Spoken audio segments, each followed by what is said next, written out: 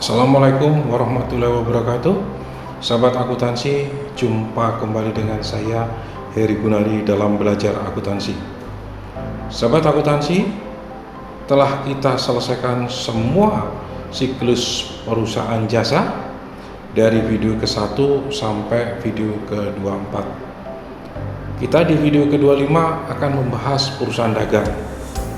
Yang pertama kita bahas adalah jurnal umum perusahaan dagang. Sahabat akuntansi, sebelum kita mulai jangan lupa like, share, subscribe, dan komen. Sahabat akuntansi, di komputer saya sudah saya tampilkan bahwa perusahaan dagang dalam membuat jurnal umum ada dua metode yang kita bisa lakukan. Yang pertama adalah metode fisik, ya, atau yang disebut juga dengan periodik. Dan yang kedua adalah metode perpetual atau yang disebut dengan terus menerus. Tentu nantinya metode perpetual atau terus menerus akan disertai dengan metode administrasi persediaan FIFO, LIFO, average yang kita catat secara perpetual, ya, harus diikuti dengan kartu persediaan. Sahabat akuntansi, jurnal umum perusahaan dagang ada sedikit tambahan kalau kita bandingkan dengan jurnal umum perusahaan jasa. Kurang lebih sama, tetapi karena jasa itu hanya menjual jasa sehingga adanya pendapatan. Tetapi kalau perusahaan dagang beli barang untuk dijual kembali, sehingga ada barang dagangan yang harus kita catat.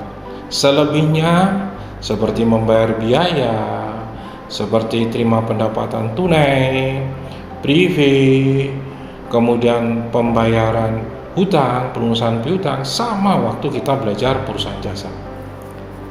Sahabat akuntansi, kita mulai. Untuk transaksi yang pertama, ini saya bedakan. Sebelah kiri ini adalah transaksinya, sebelah kanan yang tengah adalah jurnal umumnya yang dicatat secara fisik. Kemudian yang sebelah kanan adalah jurnal umum yang dicatat secara perpetual atau terus menerus.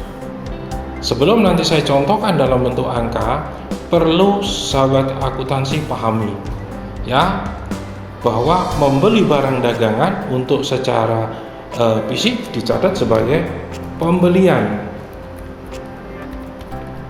ya, pembelian. Jadi akun pembelian sudah pasti adalah untuk beli barang dagangan, sudah pasti untuk beli barang dagangan, ya. Dan kemudian kalau belinya tunai seperti biasa, beli apa? Perlengkapan peralatan kas. Kalau tunai seperti yang lainnya. Kalau kredit atau tidak dibayar tunai, maka timbul hutang, hutang dagang. Hutang dagang yang tanya. Apa perbedaan dengan metode perpetual? Jurnal umum ini penting, maka yang dicatat bukan pembelian tapi adalah langsung persediaan barang. Persediaan barang atau persediaan barang dagangan boleh, persediaan barang boleh, ya. Dibeli secara tunai berarti kasnya kredit, atau kalau tidak tunai yaitu timbul hutang. Timbul hutang. Sama seperti kita lakukan pembelian aktiva yang lain.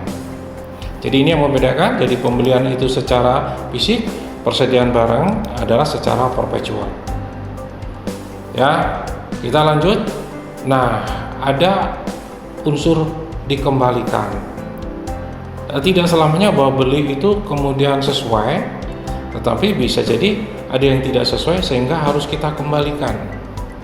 Andaikan kita tadinya beli tunai, maka kita tulis kas, harus kita minta kembali, ya, kita debit kasnya. Jikalau kita ini belinya kredit, maka hutang harus didebit dikurangi.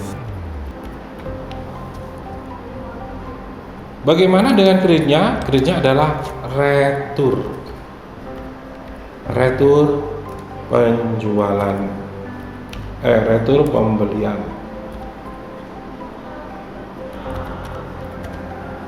Nah, retur pembelian. Sahabat akuntansi akan mengenal pembelian, ada retur pembelian, ada potongan pembelian. Ada penjualan, ada retur penjualan, ada potongan penjualan. Jadi kita catat dulu ini, kasnya debit karena tadinya kita beli tunai dan kita kembalikan, atau hutangnya kita debit. Ya, kreditnya adalah retur pembelian yang nantinya dalam laporan laba rugi, retur pembelian ini akan mengurangi pembelian sendiri di dalam metode fisik. Bagaimana dengan perpetual?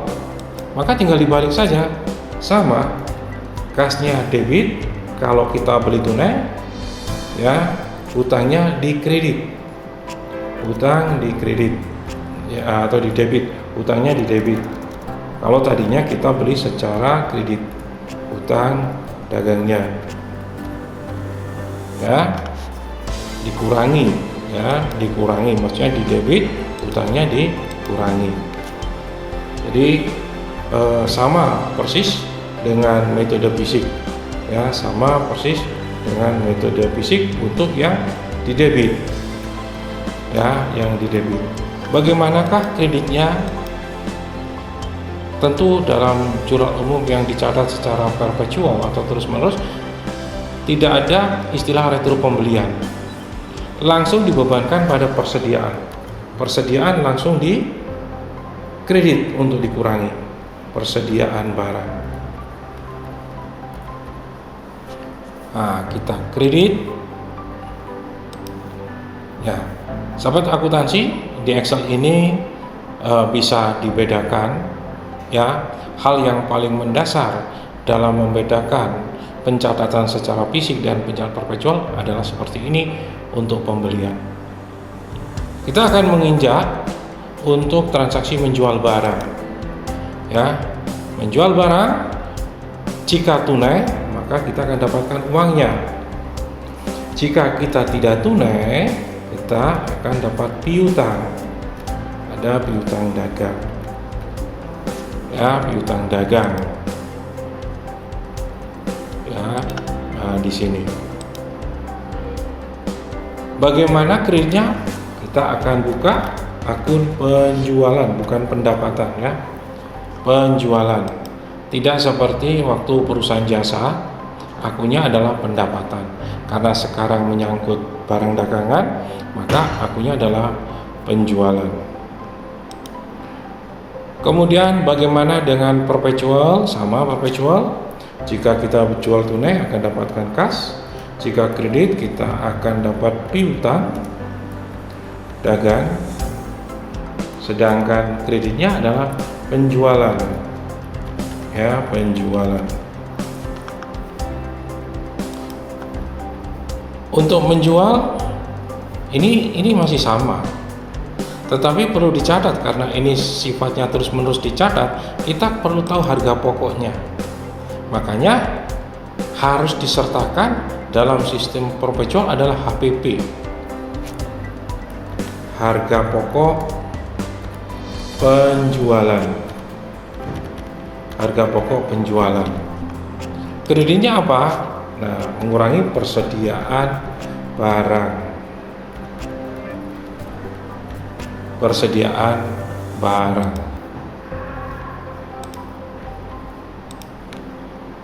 Jadi ini yang membedakan sahabat akuntansi dalam menjual, dan akan terus tahu setiap menjual itu ada HPP. Makanya untuk membuat jurnal umum secara perpetual itu harus disertakan kartu administrasi persediaan. Harus nantinya kita menyertakan, dan kita nanti akan belajar ke sana. Ya, karena persediaan barang ada banyak sistem di dalam mencatatnya. Ya, ada banyak sistem yang akan yang digunakan untuk mencatatnya, sehingga biar tahu berapa HPP-nya. Ya, beda sama jurnal umum secara fisik, tidak perlu. Terakhir nanti baru kita hitung HPP-nya. Yang keempat, dari penjualan nomor 3 eh, kita terima kembali karena customer mengembalikan barangnya pada kita. Curangnya adalah retur penjualan. Retur penjualan kita debit, ya, pada kas. Kalau seandainya kita kredit itu, kita kredit kasnya karena kita tadinya menjual tunai. Atau piutang kita kurangi kalau kita menjualnya secara kredit. Nah, di sini bagaimanakah dengan perpetual?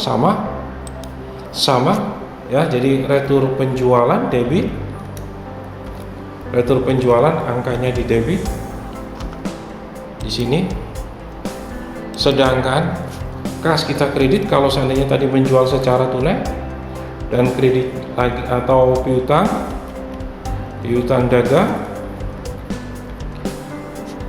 kalau tadinya kita menjual secara kredit. Sahabat akuntansi, karena menjual tadinya selalu menyertakan HPP, debit, persediaan kredit, maka kita juga harus mengembalikan kembali, membatalkan kembali, ya, yaitu HPP, debit, persediaan kredit. Kita harus batalkan dengan cara apa? Dibalik, yaitu persediaan barang, ya, persediaan barang debit,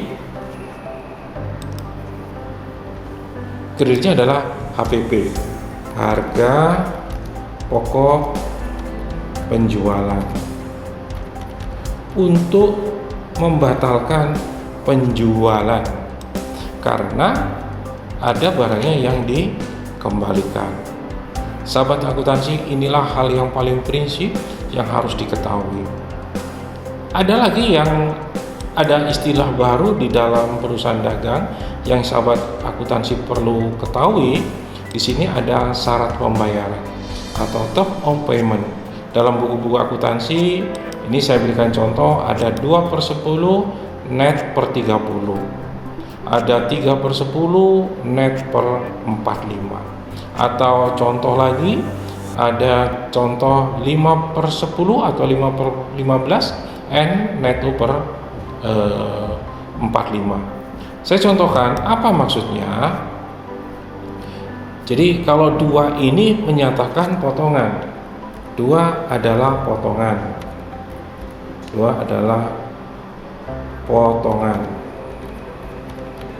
jadi dinyatakan dalam persen.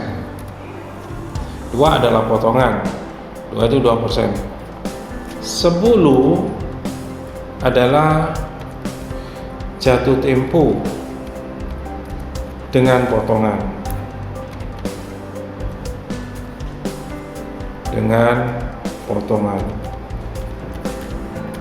sedangkan N itu adalah netto, net, ya. 30 itu adalah jatuh temponya, tidak boleh lebih, adalah jatuh tempo maksimal. Jadi kalau diartikan sahabat akuntansi, ya, artinya apa? Transaksi penjualan dan pembelian jika ada syarat seperti ini dipastikan bahwa syarat ini adalah syarat kredit, tidak dilakukan transaksi pembayaran tunai, baik beli tunai maupun jual tunai. Jadi 2 ini artinya 2%, sedangkan 10 ini jatuh tempo dengan potongan. Artinya jika melunasi tidak lebih dari 10 hari dari potongan, maka tidak lebih dari 10 hari dari tanggal transaksi, maka akan dapat potongan 2%. Sebenarnya jatuh temponya adalah 30 hari, netto 30 hari, bersih maksimal 30 hari dari tanggal transaksi. Jika bisa melunasi tidak lebih dari 10 hari dari tanggal transaksi, akan mendapatkan potongan 2%. Sahabat akuntansi, ini pemahaman yang harus dipahami oleh siapapun yang sedang belajar akuntansi untuk perusahaan dagang. Dan syarat pembayaran ini berlaku untuk jurnal umum yang dicatat secara fisik. Ya, tidak berlaku untuk perpetual secara fisik.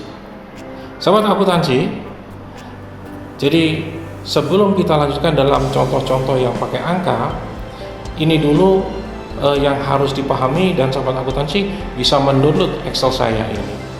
Kita akan lanjutkan dengan contoh selanjutnya di video yang ke-26. Saya akhiri sekian dulu.